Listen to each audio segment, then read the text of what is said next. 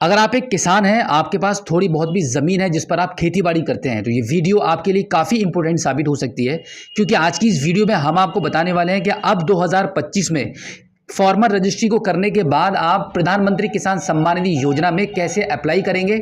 इसका आसान सा प्रोसेस मैं आपको बताने वाला हूं। कहीं पर भी जाने की आपको ज़रूरत नहीं पड़ेगी, घर बैठे ही आप इस योजना में अप्लाई कर पाएंगे और 20वीं किस्त से ही आपको इसका बेनिफिट मिलना शुरू हो जाएगा।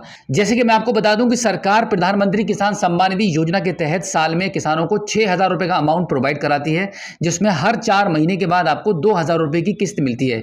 यानी कि साल में 3 बार यह पैसा आपके बैंक अकाउंट में डायरेक्टली ट्रांसफर किया जाता है। इसके अकॉर्डिंग टोटल इसका अमाउंट बनता है 6,000 रुपया। तो अगर आपने अभी तक इस योजना में अप्लाई नहीं किया है तो वीडियो में बनी रहिएगा, कंप्लीट प्रोसेस देख लीजिए और घर बैठे ही अपने मोबाइल फोन या सिस्टम के थ्रू आप भी इसमें अप्लाई कर पाएंगे और फिर आपको भी साल में 6,000 रुपये का बेनिफिट इस योजना के तहत सरकार आपके बैंक अकाउंट में ट्रांसफर करने लगेगी। और इसी के साथ नए किसानों के लिए एक और बड़ी खुशखबरी मैं आपके साथ शेयर कर दूं कि बहुत जल्दी हो सकता है कि इस योजना के अमाउंट को बढ़ाया जा सकता है। तो चलिए चलते हैं पीएम किसान सम्मान निधि की ऑफिशियली वेबसाइट पर और जानते हैं कि इसमें आप कैसे अप्लाई करेंगे। इसके लिए आप अपने मोबाइल फोन या सिस्टम के गूगल पर टाइप करेंगे पीएम किसान सम्मान निधि। उसके बाद आप देखेंगे जो वेबसाइट का जो पहला लिंक आपको दिखाई देगा, इस पर आप क्लिक कर देंगे। अब इस प्रकार से आपके मोबाइल फोन की स्क्रीन पर या आपके सिस्टम की स्क्रीन पर यह वेबसाइट ओपन हो जाएगी। अब यहाँ पे आप देखेंगे, यहाँ पे न्यू फार्मर रजिस्ट्रेशन का आपको ऑप्शन मिलेगा, इस पर आप क्लिक कर दीजिए। इस पर क्लिक करने के बाद अब यहाँ पर आपको सबसे पहले ये चूज करना होगा कि आप रूरल एरिया से बिलोंग करते हैं या फिर अर्बन से। तो हमारे केस में हम रूरल से बिलोंग करते हैं, तो हमने यहाँ पे रूरल फार्मर रजिस्ट्रेशन चूज कर लिया है। अब यहाँ पे आप अपना आधार कार्ड का नंबर एंटर करेंगे, उसके बाद आपका मोबाइल नंबर एंटर करेंगे एंड देन यहाँ पे आपका स्टेट चूज करेंगे। स्टेट चूज करने के बाद इस कैप्चा कोड को यहाँ पे फिल करेंगे और गेट ओटीपी वाले ऑप्शन पर आप क्लिक कर देंगे। गेट ओटीपी वाले ऑप्शन पर क्लिक करने के बाद अब यहाँ पर आपके मोबाइल नंबर पर एक ओटीपी चला जाएगा। उस ओटीपी को यहाँ पे एंटर करेंगे और इस कैप्चा कोड को यहाँ पे फिल करके फाइनली इसको सबमिट कर देंगे। सबमिट करने के बाद अब आपके आधार कार्ड के रजिस्टर्ड मोबाइल नंबर पर ईकेवाईसी कंप्लीट करने के लिए ओटीपी चला जाएगा। जैसे कि आप यहाँ पे देख पा रहे हैं, एक नया कैप्चा कोड यहाँ पे जनरेट हो चुका है। इस कैप्चा कोड को यहाँ पे एंटर करेंगे और अब आपके आधार कार्ड के रजिस्टर्ड मोबाइल नंबर पर जो ओटीपी आपको प्राप्त हुआ है उस ओटीपी को यहाँ पे एंटर करके वेरीफाई आधार ओटीपी वाले ऑप्शन पर आप क्लिक कर देंगे। वेरीफाई आधार ओटीपी पर क्लिक करने के बाद आपके स्क्रीन पर ये फॉर्म ओपन हो जाएगा, जहां पर अब आपको इस योजना में ये फॉर्म कंप्लीटली भरना होगा, ध्यानपूर्वक भरना है। अब यहाँ पर एक और बड़ी जानकारी मैं आपके साथ शेयर कर दूं कि काफ़ी लोगों का ये सवाल रहता है कि हम अदर स्टेट में रहते हैं, ज़मीन हमारी किसी दूसरे स्टेट में है, तो क्या हमें इस योजना का बेनिफिट मिलेगा, क्या हम इस योजना में अप्लाई कर पाएंगे।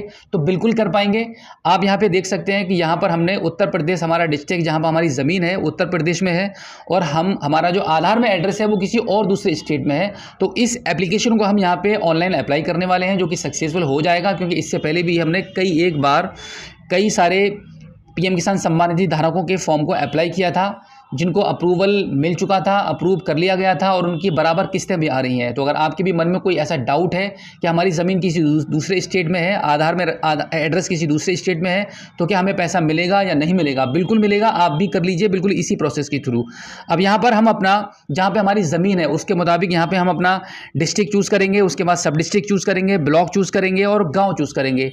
हमारे खतौनी में फ़र्द में जिस गाँव की खतौनी फ़र्द हम लगा रहे हैं उस गाँव का नाम यहाँ पे आ जाएगा, उसको आप चूज़ कर लेंगे। अब इसके बाद यहाँ पे कैटेगरी वाले ऑप्शन पर क्लिक करके आपकी कैटेगरी चूज कर लेंगे।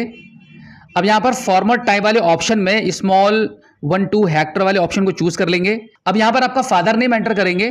लैंड रजिस्ट्रेशन आईडी में इसको खाली छोड़ दीजिए, ये जरूरी नहीं है। राशन कार्ड नंबर है तो एंटर कर दीजिए, अदरवाइज इसको भी आप ब्लैंक छोड़ दीजिए। आगे आपकी डेट ऑफ बर्थ यहाँ पे एंटर रहेगी। अब यहाँ पर एक्सेप्टेंस ऑफ पीएम किसान मानधन योजना में पर क्लिक करेंगे और इसको नो वाले ऑप्शन पे चूज कर लेंगे। इसको हम नो क्यों चूज कर रहे हैं, इसका मैं मतलब आपको बता दूं कि अगर आप इसको यस कर देते हैं तो पीएम किसान मानधन योजना में हर महीना कुछ ना कुछ आपका डिडक्ट होगा आपके बैंक अकाउंट से। एक योजना से आपको जोड़ दिया जाता है, जिस योजना के तहत आपको आपकी एज के 60 साल कंप्लीट होने के बाद हर महीना आपको पेंशन प्रोवाइड होती है, 1,000 रुपये से लेके 5,000 रुपये तक। अगर आप चाहते हैं कि इस योजना में इसी स्कीम के साथ साथ जुड़ना, तो आप इसको यस कर दीजिए, अदरवाइज आप इसको नो करके छोड़ सकते हैं। अब यहाँ पे आप देखेगा ऑनरशिप लैंड होल्डिंग में आपको 2 ऑप्शन मिलते हैं, पहला रहेगा आपका सिंगल और दूसरा है जॉइंट। तो अगर आपकी फर्द में आपके खेत के नंबर में और भी हिस्सेदार हैं तो आप जॉइंट वाले ऑप्शन को चूज करेंगे। अब यहाँ पर ऐड वाले बटन पर आप क्लिक कर देंगे।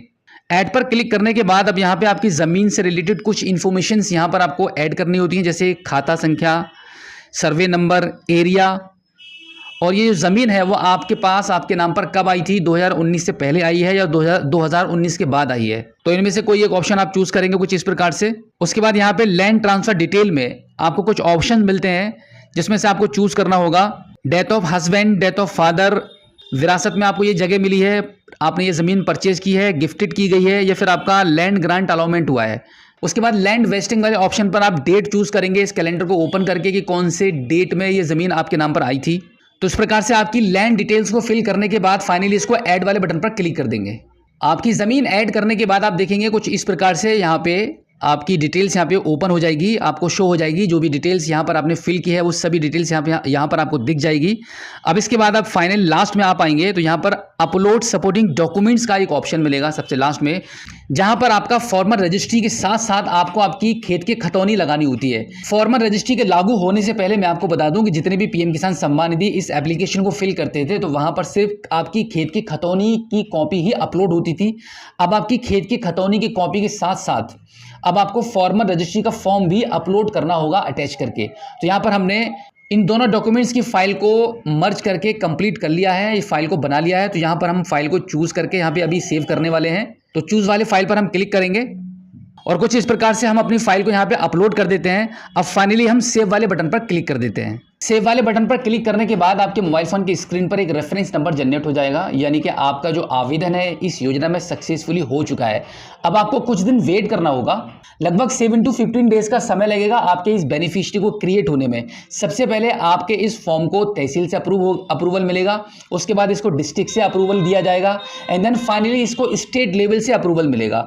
इन तीनों जगहों से इसको फाइनली सही से अप्रूवल मिलने के बाद आपका जो बेनिफिशियरी है वो क्रिएट हो जाता है और अगली 20वीं किस्त से या जब भी आप इसको अप्लाई कर रहे हैं उसके आने वाली अगली किस्त से ही इस योजना के तहत आपको पैसा मिलना शुरू हो जाएगा। लेकिन इसी के साथ आपको यह भी ध्यान रखना होगा कि आपका जो आधार कार्ड है वो आपके बैंक अकाउंट में एनपीसीआई के माध्यम से लिंक होना चाहिए, तभी आपको समय पर इस योजना के तहत पैसा प्राप्त हो पाएगा। तो उम्मीद करता हूं कि आज की इस वीडियो में जो जानकारी आपको दी गई है आई होप आपको काफ़ी अच्छी लगी होगी। आप अच्छे से समझ पाए होंगे कि अब 2025 में फॉर्मर रजिस्ट्री के थ्रू आप इस योजना में कैसे अप्लाई कर पाएंगे। तो चलिए दोस्तों, मिलते हैं आपसे किसी और एक अगली वीडियो में एक नई जानकारी के साथ, एक नई अपडेट के साथ और एक नए जोश के साथ। तब तक के लिए जय हिंद।